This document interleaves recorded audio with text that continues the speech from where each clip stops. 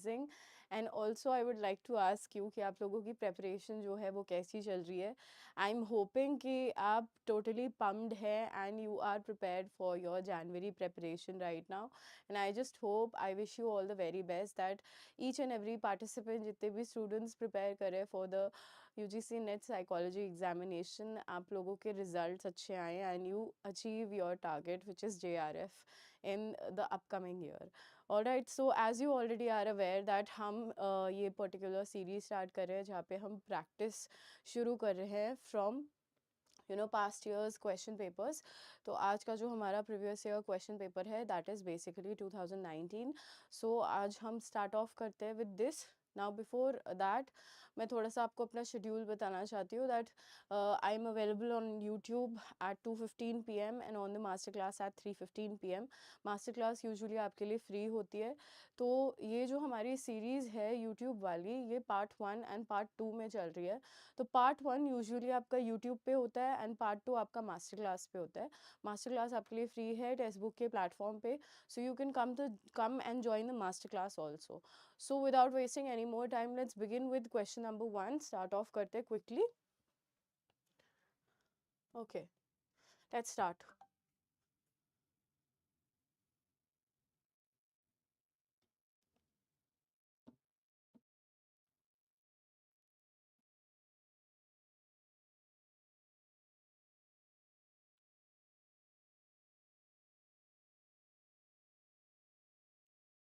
Okay, all right.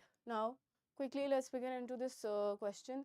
क्या है, सबसे पहले आपसे पूछा जा रहा है, Mr. A approached the therapist for anger management after Mr. A narrated an incident in which he experienced anger. Which of the following is the most appropriate way of further questioning at initial level? तो basically एक person है mister A, इन्होंने approach कराया एक therapist को, और यहाँ पे क्या है, इन्होंने एक इंसिडेंट जो है, एक इंसिडेंट नरेट किया है थेरेपिस्ट को. अब यहाँ पे आपसे क्या पूछा जा रहा है कि सबसे ज़्यादा अप्रोप्रिएट वे कौन सा है आंसर करने का उनके क्वेश्चन को. Basically what is the appropriate way to answer. So here that is what is asked. ठीक है, तो मैं आपको थोड़ा सा टाइम देती हूँ. If you can try to analyse, बहुत ही ईजी क्वेश्चन है, try to analyse. We have Anuradha here. Very good afternoon and I hope you answer this question. चलो quickly you will try to answer this question. So very easy now. Mister A ने approach किया therapist को for anger management, और उसके बाद एक incident narrate किया है. And then what happens, question पूछा जा रहा है कि what is the initial level, किस लेवल पे बेसिकली जो फर्स्ट इंक्वायरी है वो किस तरीके से इसको आगे बढ़ाई जाएगी. That is what is asked. So basically could you please tell me why did you get angry, और could you please explain what made you angry. तो यहाँ पे बेसिकली डिफरेंसेस पूछे जा रहे हैं. Next is please help me understand whom you got angry at, and the fourth one is please explain how you felt when you were angry. तो यहाँ पे बेसिकली हम क्या फाइंड आउट करना चाहते हैं, हम कॉज फाइंड आउट करना चाहते हैं कि what, like why did the person get angry, what made the person get angry. So basically option number 2 is going to be the correct answer here, option number 2. ठीक है, तो हम cause जो है वो जानना चाहते हैं कि किस वजह से, what is the reason or the cause we could say. ठीक है, what is the cause, what made them angry. ठीक है, so this is what it is. ये थोड़ा सा गलत हो गया, इसको प्रॉपरली लिख देती हूँ एक बार so that it gets better. cause or the reason. ठीक है, that is it. Now moving forward with next question. अगर किसी को इसी इसमें कुछ भी डाउट है तो आप पूछ सकते हो. Basically next question, basically this is on boot strapping. तो आपसे पूछा जा रहा है कि इनमें से कौन सा जो ऑप्शंस यहाँ पे प्रेजेंट है वो ट्रू है फॉर बूट स्ट्रैपिंग. अगर आप लोगों को पता है बूट स्ट्रैपिंग क्या होता है, well and good, you can try to answer this question quickly. I will give you some time, तो जल्दी से जो है इसको आंसर करने की कोशिश करें.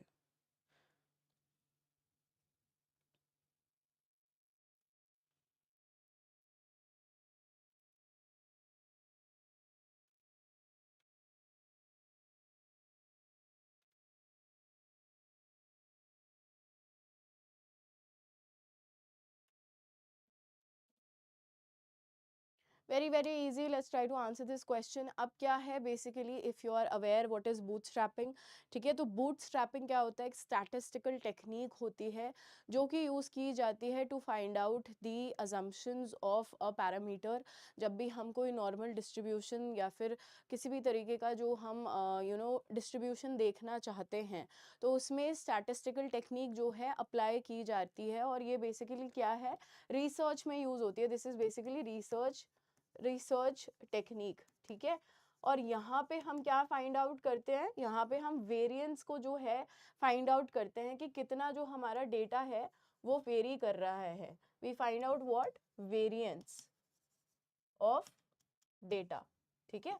तो अगर हम ये फाइंड आउट कर रहे हैं और जो ऑप्शंस है आपके सामने ऑलरेडी गिवन है, ठीक है, क्या पूछा जा रहा है, it involves large number of सब सैंपल्स, ऑब्वियसली होगा क्योंकि यहाँ पे क्या है, हम वेरिएंस को जो है कैलकुलेट करते हैं थ्रू बूटस्ट्रैपिंग.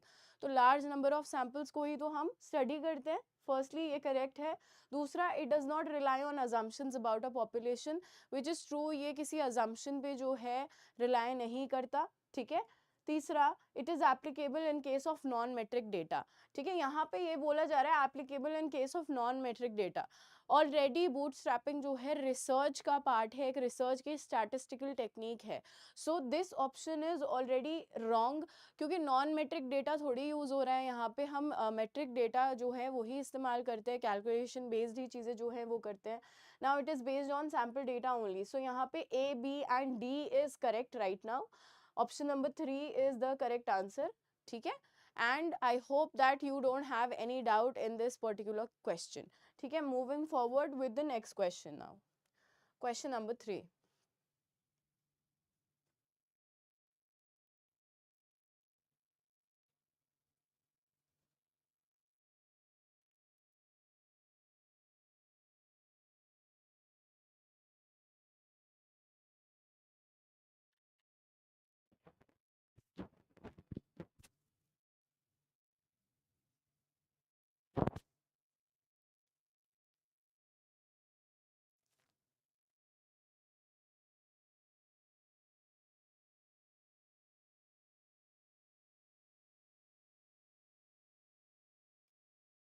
ऑलराइट, क्या पूछा जा रहा है आपसे, in Torrance test of creativity, creative thinking, figural, ठीक है, picture construction activity scored for which of the following. तो यहाँ पे आपको टॉरेंस टेस्ट ऑफ क्रिएटिविटी जो है, ठीक है, जहाँ पे हम पिक्चर्स की बात करते हैं जो फिगर बेस्ड होते हैं, तो वहाँ पे हमें एक्टिविटी किस तरीके से हम स्कोर करते हैं ये बेसिकली आपको आंसर करना है. How do you score the activity, ठीक है. So this is what is asked. तो ये किस बेसिस पे होता है, क्या ये फ्लुएंसी और फ्लेक्सिबिलिटी के बेसिस पे होता है, ऑब्वियसली नॉट, यहाँ पे ये दोनों ही यूज नहीं होते. तीसरा हमारे पास ओरिजिनलिटी, ये बिल्कुल सही है. और चौथा जो है हमारे पास elaboration. So C and D is the correct answer here, right. C and D is the correct answer. So option number 2 would be correct, ठीक है. अगर आप पढ़ोगे टॉरेंस टेस्ट ऑफ क्रिएटिविटी के बारे में, जहाँ पे पिक्चर कंस्ट्रक्शन एक्टिविटी जो है उसके सिर्फ यही दोनों पार्ट है जहाँ पे हम ओरिजिनलिटी या इलेबोरेशन के थ्रू उसको एनालाइज करते हैं. ओरिजिनलिटी का मतलब होता है कि how far are we able to connect, मतलब हमारे खुद के जो आइडियाज़ हैं, जो हमारे नोवेल आइडियाज़ हैं या जो न्यू चीज़ें, नोवेल थिंकिंग जो होती है हमारी, हम उसको सोचते हैं. एज इन कि कितना कोई भी पर्सन जब वो पिक्चर देखता है तो वो कितना उसको नए तरीके से इंटरप्रेट करने की कोशिश करता है बेसिकली. और इलेबोरेशन यानी कि कितना बढ़ा चढ़ा के या एग्जैजरेशन में चीज़ें जो है बताता है. So basically this is exaggeration, right.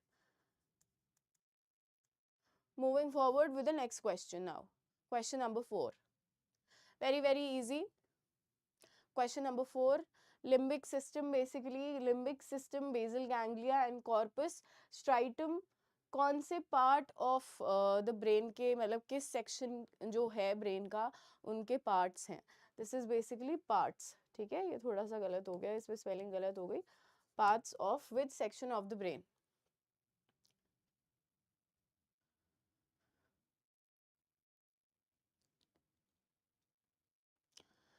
Quickly let's try to answer this question. बहुत ज़्यादा इजी हैं, these questions are very very easy.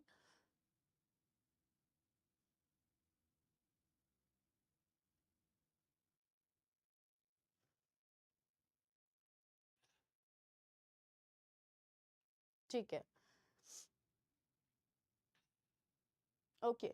Now limbic system, basal ganglion, corpus striatum basically क्या है, कौन से पार्ट हैं, कौन से सेक्शन के पार्ट हैं? These are actually the part of what, your hind brain, ठीक है, तो these are the part of your hind brain. Moving forward, question number 5। Question number 5 आपसे क्या पूछ रहा है, psychometric test of creativity like Torrance test of creative thinking, index measures creativity in terms of what? तो जो हमारे already we have discuss, जो हमारे क्रिएटिव थिंकिंग वाले टेस्ट हैं, जैसे टॉरेंस टेस्ट ऑफ क्रिएटिविटी है, तो ये किस हिसाब से जो है मेजरमेंट करता है, इंडेक्स मेजरमेंट करता है, वो आपको बताना है। बहुत ही इजी क्वेश्चन है, let's try to answer this now.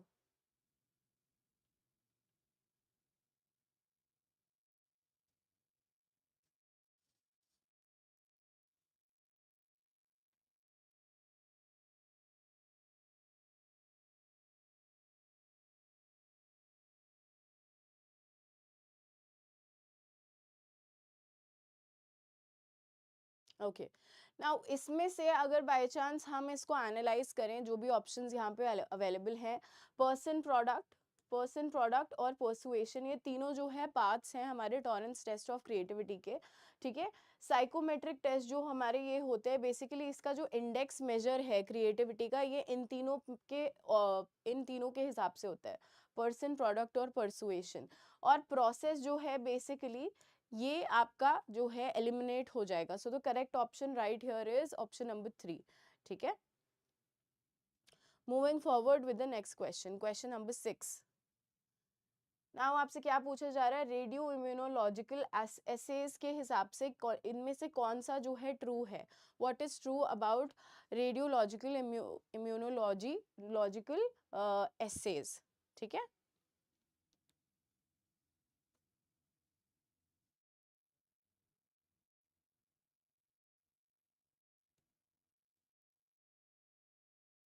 Let's quickly try to answer this question, बहुत बहुत इजी क्वेश्चंस हैं। I think we have already, मतलब जितने भी लोग जो है प्रीवियस ईयर क्वेश्चन पेपर्स जो है प्रैक्टिस करते रहते हैं, तो आप लोगों को तो ये बहुत ही आसान होगा आंसर करना, it's very very easy, right. Okay, now answering this question, तो हमारे जो रेडियो इम्यूनोलॉजिकल एसेज होते हैं, बेसिकली ये क्या करते हैं, ये हमारे हॉर्मोन्स को स्टडी करते हैं, ठीक है, they study the hormones. So what the option number 1 is correct, rest of them are incorrect, ठीक है। now moving forward with the next question,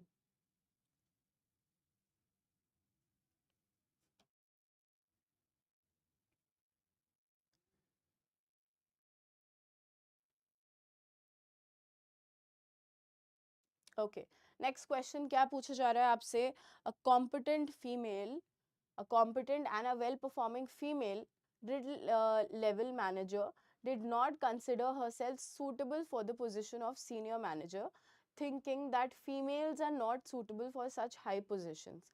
this is a typical example of what of the which of the following. तो एक जो है एक बहुत ही competent female है किसी भी ऑर्गेनाइजेशन में, ठीक है, और ये क्या बोलते हैं, ये एक एक किस लेवल पे है, एक गुड लेवल मैनेजर है बेसिकली। नाउ इनको जो है एक पोजीशन ऑफर की जा रही है विच इज़ सीनियर मैनेजर, ठीक है, बट समवेयर इनको ऐसा लगता है कि that she is not really suitable for this particular position, what is the reason behind it, इसके पीछे क्या रीज़न है, या ये किस तरीके का एग्जाम्पल है, basically what kind of an example is this, तो इसको क्या बोलते हैं, that is what you have to answer here, ठीक है। What is this known as, ये पर्टिकुलर फिनोमिनन जो है इसको क्या बोलते हैं।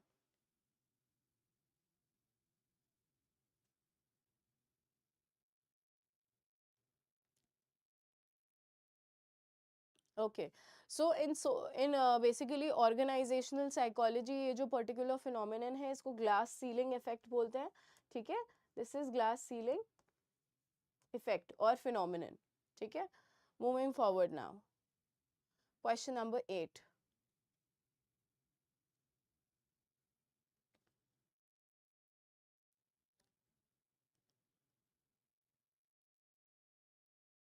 Question number 8.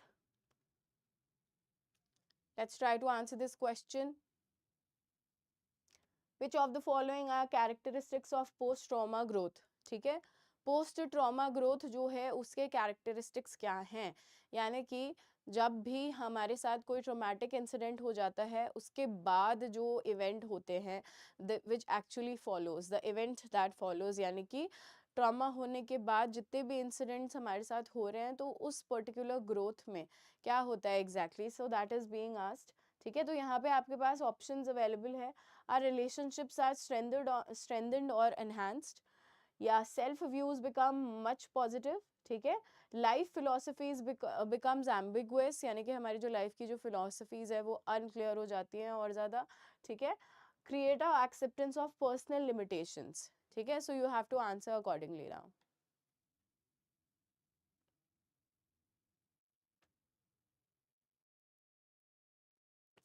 Let's quickly try to answer this in the live chat box. जितने भी पार्टिसिपेंट्स यहाँ पे प्रेजेंट है, if you are liking the video also तो please give it a thumbs up, और you can share it with your friends, because हम इस week में every day we are going to B practising all the previous year question papers. ठीक है, तो analyse करते हैं इसको। यहाँ पे क्या है, कितने हमारे कैरेक्टरिस्टिक्स हैं जो कि पोस्ट ट्रॉमा ग्रोथ को क्या करते हैं, रिकग्नाइज करते हैं। तो सबसे पहले क्या है, हमारे पास जो रिलेशनशिप होते हैं हमारे वो स्ट्रेंथन हो जाते हैं और एनहांस हो जाते हैं। ठीक है, हम थोड़ा सा और ग्रो करना शुरू करते हैं जब अपने किसी भी ट्रॉमेटिक एक्सपीरियंस के बाद। ठीक है, next what happens, you know, self views becomes much positive, तो हमारे जो व्यूज होते हैं वो और ज़्यादा पॉजिटिव हो जाते हैं। और तीसरा जो है life philosophies they become ambiguous, यानी कि एम्बिगुअस का मतलब होता है अनक्लियर बेसिकली। तो लाइफ की फिलोसफी जो है अनक्लियर होने लगती है, ऐसा तो कुछ नहीं है। ऑप्शन नंबर सी को यहाँ पे you know it is not right here. Now greater acceptance of personal limitations, obviously this is the right option. ठीक है, सो ऑप्शन नंबर 2 जो है वो करेक्ट है यहाँ पे, A B and D. Greater acceptance of personal limitations, यानी कि हम अपना जो जितने भी हमारी लिमिटेशंस होती है, रेस्ट्रिक्शंस होती हैं, उन सबको और अच्छे से एक्सेप्ट करते हैं, चीज़ों को और अच्छे से अंडरस्टैंड करते हैं। This is what it is trying to say. ठीक है, अगर किसी को कोई भी डाउट है किसी भी क्वेश्चन में, so you can put it in the live chat box, आप सेम पूछ सकते हो। ठीक है, moving forward now, question number 9। Skills that are operated automatically and without thinking are noted in which memory basically. तो skills जो basically क्या होती हैं, which are you know operated automatically, बिना हमारे सोचे समझे जो कि प्रोसेस हो जाती हैं, ये कौन से पार्ट ऑफ द ब्रेन में जो है प्रोसेस होती हैं, कौन से पार्ट ऑफ द ब्रेन में प्रोसेस होती है या स्टोर होती हैं, या फिर क्या exactly what is it known as. ठीक है,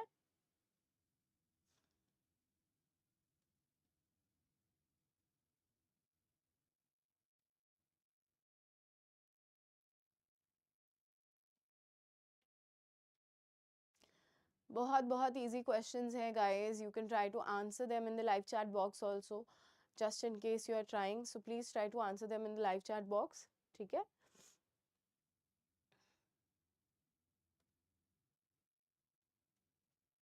okay, so what is the question asking? Skills that are operated automatically and without thinking are noted in which memory basically। ठीक है, तो ये हमारी implicit memory में आ जाती है।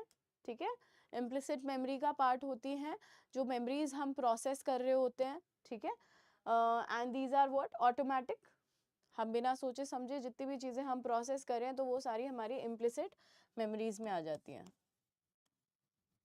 processing memories, or we could also say that these are what your procedural memories। ठीक है, moving forward with the next question now, question number 10। अब यहाँ पे क्या पूछा जा रहा है, which of the following are the behaviour identified by Maslow that led to self actualisation. तो जो एब्राहम मैस्लो है, इन्होंने ऑब्वियसली एक थ्योरी के बारे में बात करी है, तो ये जो है बेसिकली इन्होंने सेल्फ एक्चुअलाइजेशन के ऊपर बात करी थी। तो इनमें से कौन सा ऐसा बिहेवियर है जो कि आइडेंटिफाई होता है as what, as self actualized behaviour. This is what you have to answer.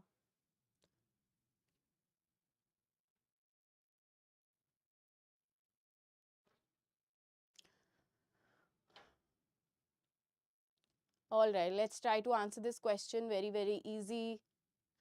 You can put it in the live chat box.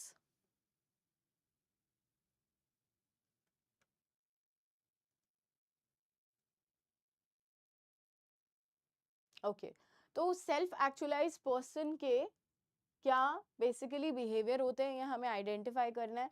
अब यहाँ पे आपके पास ऑप्शंस अवेलेबल है, growth choices, use of ego defence, self awareness, concentration. तो इसको analyse करने की कोशिश करते हैं एक बार, ठीक है। So now what we have here is growth choices, that is correct option. हम ईगो डिफेंस जो है उसका यहाँ पे कुछ भी यूज नहीं करते। Next what we have is self awareness. Obviously हम जो होते हैं सेल्फ अवेयर्ड पर्सन बनते हैं जब हम सेल्फ एक्चुअलाइजेशन की बात कर रहे हैं। तो हम बेसिकली अपने जो नीड्स हैं उनको सेटिस्फाई करते हैं धीरे धीरे, जितने भी हमारे बेसिक नीड्स होते हैं। तो वो हमें एक तरीके से सेल्फ अवेयर्ड पर्सन तो बनाता ही है, ठीक है। And lastly what we have is the concentration. तो concentration, you know, being a self actualized person, कोई भी पर्सन जो अपना मैक्सिमम पोटेंशियल जो है, अपना ग्रोथ अचीव कर रहा है, तो वो ऑब्वियसली कंसंट्रेशन तो उसके अंडर होगा ही on a higher level. Maximum potential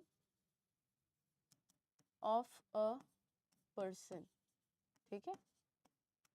so option number A, C and D, so option number 2 is the correct answer here, ठीक है। किसी को अगर कुछ भी डाउट है तो आप लाइव चैट बॉक्स में डाल सकते हो, सेम चीज। All right, now moving forward with the next question. Question number 11. Question number 11, अब आपसे क्या एक डिस्क्रिप्शन पूछी जा रही है। The vicious circles that maintain depression, loneliness and shyness can be broken by social skills training, by positive experience, that after self perception, by changing negative thought patterns. This is the description of which social psychological approach to treatment. तो जो depression loneliness की जो एक cycle है, vicious cycle यानी कि toxic cycle जो है वो रिपीट होती है बेसिकली, है ना। तो इसको कैसे तोड़ सकते हैं, एक सोशल स्किल ट्रेनिंग के थ्रू कैसे तोड़ा जा सकता है इसको, through what, introducing positive experience, यानी कि पॉजिटिव एक्सपीरियंस को इंट्रोड्यूस करके और सेल्फ परसेप्शन जो है वो बढ़ा के, थ्रू चेंजिंग नेगेटिव थॉट्स, ठीक है। नेगेटिव थॉट पैटर्न्स को हमें चेंज करना है। तो किस हिसाब से करेंगे, what are the ways of doing this, ठीक है।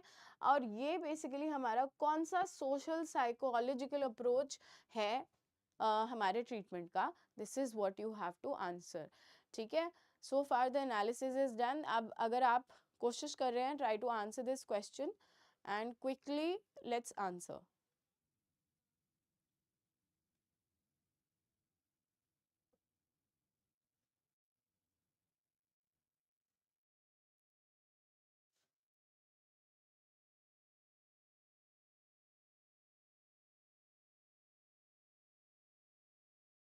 ओके, नाउ यहाँ पे हम ये क्वेश्चन डिस्कस करें जहाँ पे हम क्या बात करें कि कौन सा ऐसा जो सोशल साइकोलॉजिकल अप्रोच है ये ट्रीटमेंट का, जहाँ पे हम क्या करते हैं, डिप्रेशन को, बेसिकली डिप्रेसिव साइकिल को तोड़ने की कोशिश कर रहे हैं। अब ये जो पर्टिकुलर क्वेश्चन है ये one of the challenging questions में से आया था, जिसका आंसर जो है प्रॉपरली हमें बताया नहीं गया था इन द आंसर की basically. But let's try to analyse this. So यहाँ पे क्या होता है, सोशल स्किल ट्रेनिंग, क्या is this there. So obviously social skill training जो होती है that is suppose to be there, क्योंकि ये एक तरीके से क्या है, अगर बाय चांस आप बैटल कर रहे हो डिप्रेशन, तो उसको पॉजिटिव एक्सपीरियंस में लाने के लिए आपको एक तरीके से सोशल स्किल्स की ज़रूरत है, आपको सोशल इंटरेक्शन की ज़रूरत है। नेक्स्ट, एक्सप्लेनेटरी स्टाइल थेरेपी, ये that does not that basically talks about how you are explaining yourself in a way, आप अपने जितने भी थीम्स और इंटरेस्ट्स होते हैं और आपकी जितनी भी स्टोरीज होती हैं उन सब के बारे में आप प्रॉपरली बताते हो, तभी ये जो है एक्सप्लेनेटरी स्टाइल थेरेपी है, ठीक है। Next what we have is the internal attribution, यानी कि आपका खुद का जो है एक हम कॉज जो है वो बना के रखते हैं। इंटरनल एट्रीब्यूशन इसमें होता है हमारा so this is not going to be the part of this, क्योंकि यहाँ पे क्या है, यू नो सोशल साइकोलॉजिकल जो हमारी अप्रोच है ट्रीटमेंट की, बेसिकली उसमें अगर हम अपना एक तरीके से कॉज दें, internal attribution, this is not going to be the part of that. Lastly social influence. Usually when we talk about depression, तो सोशल इन्फ्लुएंस जो होता है basically that also becomes the part of us, क्योंकि हम काफ़ी ज़्यादा सोचते हैं, we get into overthinking. ठीक है, so these are the three options which were correct basically, but here this was one of the challenging questions. So basically इसके जो codes हैं which are not present right here, so right now इसका सिर्फ हम analysis कर सकते हैं, and you can get to understand this question right here right now itself. ठीक है, moving forward with the next question, question number 12. Now next question आपसे क्या पूछा जा रहा है, which of the following is a step to transformative change, unpredictable and often effective experience occurs.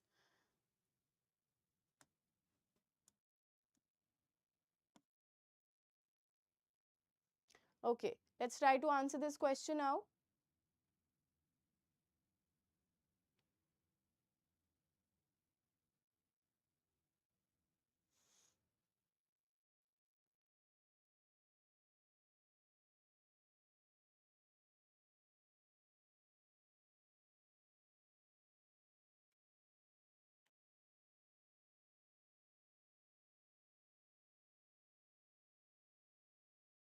तो यहाँ पे आपसे पूछा जा रहा है that what is the step to transformative change in unpredictable and often effective experience occurs.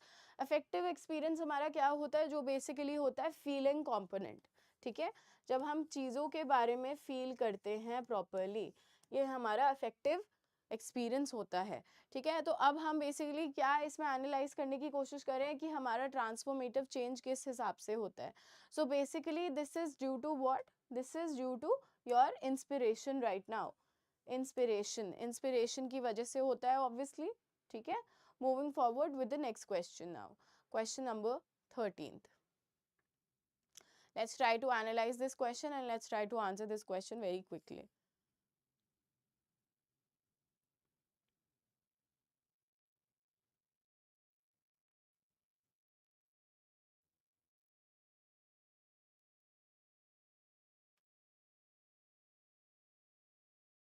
Which of the following explains the theory of ability to organize and explain several otherwise disjointed observations? ठीक है, तो जितने भी हमारे disjointed observations होते हैं जिनको हम properly connect नहीं कर पाते, ठीक है, what which kind of theory जो है, ये कौन सी हमारी ऐसी ability है जो कि explain करती है इस particular phenomenon को, जहाँ पे हम अपने जितने भी unorganized observation है उसको analyze करते हैं. That is what you have to answer here. Very easy.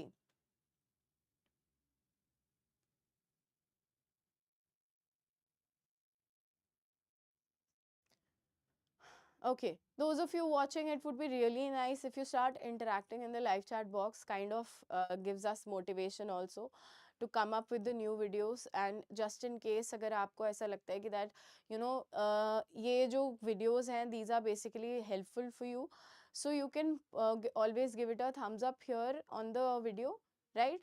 And apart from that, थोड़ा सा अगर आप interactive होंगे, so that is going to be very very wonderful, because of the reason you know we can create a network altogether, है ना. So moving forward with the question now, what is being asked, disjointed organizations के बारे में पूछ रहे हैं कि हमारी कौन सी ability है जो कि organize या explain करने को कहती है otherwise disjointed observations को. so इनको क्या बोलते हैं, हम synthesizing functions कहते हैं. ठीक है, that is the correct answer here, synthesizing functions. Moving forward with the next question now, question number 14.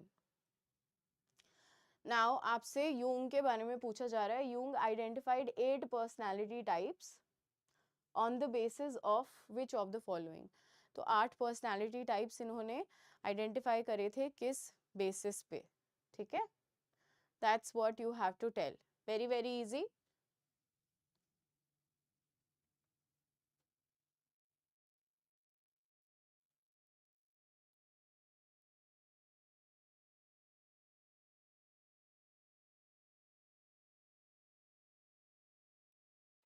Okay, now क्या है हमारे basically identified 8 personality types, Carl Jung ने यूजुअली बेसिकली ये किए थे.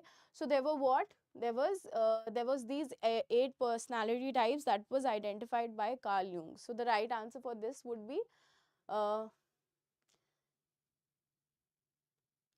4 attitudes and 4 functions. That is the right answer. ठीक है,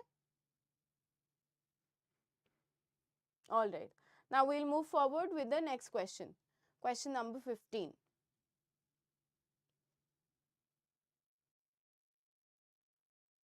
Question number 15. Now, a 30-year-old man identified as Mr. KC suffered a serious motorcycle accident. ठीक है, 30-year-old का एक पर्सन है मिस्टर केसी, और इनको जो है एक सीरियस मोटरसाइकिल एक्सीडेंट हुआ इनके साथ. और फिर क्या हुआ, mister KC remembers many things but can not remember everything. तो मोस्ट ऑफ द चीज़ें जो हैं ये याद रखते हैं, लेकिन हर चीज़ को रिमेंबर नहीं कर पाते. Can not remember a lot of things but काफ़ी सारी चीज़ें इनको याद है. Now mister KC seems to have which kind of memory loss. तो कौन सी तरीके की मेमोरी लॉस है ये, basically this is what you have to answer here. ठीक है,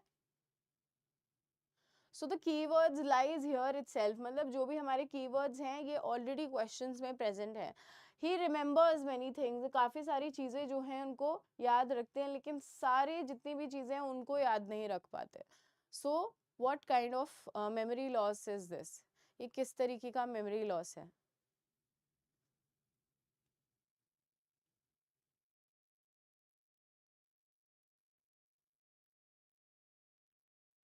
okay, now let's try to analyse. सबसे पहले जो है बेसिकली हमारा सिमेंटिक जो होता है वो क्या होता है, जहाँ पे हम फैक्चुअल इंफॉर्मेशन जो है उसको याद करने की कोशिश करते हैं. सिमेंटिक मेमोरी हमारी फैक्चुअल इंफॉर्मेशन को याद रखती है. ठीक है, जितने भी हमारे एस्टैब्लिश चीज़ें होती हैं, हमारे एस्टैब्लिश फैक्ट्स होते हैं, तो वो सारे हमारी फैक्चुअल इंफॉर्मेशन को याद रखती है, राइट. और episodic memory which is the correct answer here. ठीक है, ये बेसिकली क्या करती है, इवेंट्स को, ठीक है, जितने भी इवेंट्स हमारी लाइफ में हुए हैं. प्रोसीजरल मेमोरी हमारी होती है, जो भी सारे टास्क या थ्रू प्रोसीजर हम जो चीज़ें जो है एनालाइज करते हैं उनको हम प्रोसीजरल मेमोरी में इनलिस्ट करते हैं. यानी कि for example if you are learning how to ride a bicycle और how to play a keyboard, so ये सारी चीज़ें जो होती है हमारी प्रोसीजरल मेमोरी के अंदर आती है, which that we do through procedure. और वर्किंग मेमोरी बेसिकली हमारा पार्ट होती है, जहाँ पे हम क्या करते हैं, एनकोडिंग कर रहे होते हैं. ये सारा हमारा वर्किंग मेमोरी का ही पार्ट है, हमारा implicit memory and explicit memory, where we are actually processing and encoding a lot of information. तो ये एनकोडिंग में काम आती है. ठीक है, so the right answer for this is episodic memory. तो यूजुअली काफ़ी सारी चीज़ें उन्हें याद नहीं हैं, बट काफ़ी सारी चीज़ें उनको याद भी है. So this is the distinction here. Now so far we have done 15 questions. As you already are aware, हमारा जो लेक्चर है वो डिवाइडेड है पार्ट 1 एंड पार्ट 2 में. पार्ट 2 आपको बेसिकली मास्टर क्लास में मिलेगा. मास्टर क्लास का जो लिंक है वो आपको डिस्क्रिप्शन बॉक्स में अवेलेबल है. तो आप डिस्क्रिप्शन बॉक्स में जाके मास्टर क्लास को कनेक्ट कर सकते हो, आप वहाँ से जाके ज्वाइन कर सकते हो.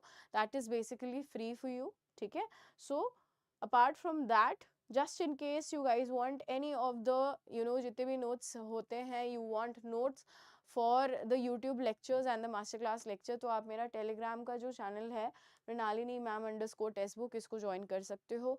यहाँ पे अगर आप पिंड मैसेजेस जो है इनको चेक करोगे तो वहाँ पे आपको जितना भी रिसोर्स मटेरियल है related to psychology, UGC NET psychology, वो सब आपको मिल जाएगा. ठीक है, आप जाके चेक कर सकते हो.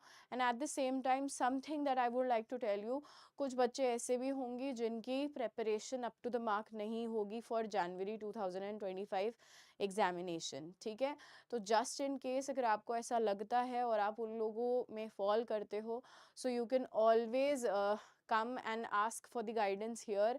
नाउ आप लोगों के लिए एक बहुत ही अट्रैक्टिव कोर्स अवेलेबल है जो कि लॉन्च किया गया है, that is for June 2025. And here आपको पेपर 1 एंड पेपर 2 के लिए एंटायरली प्रिपेयर किया जाएगा.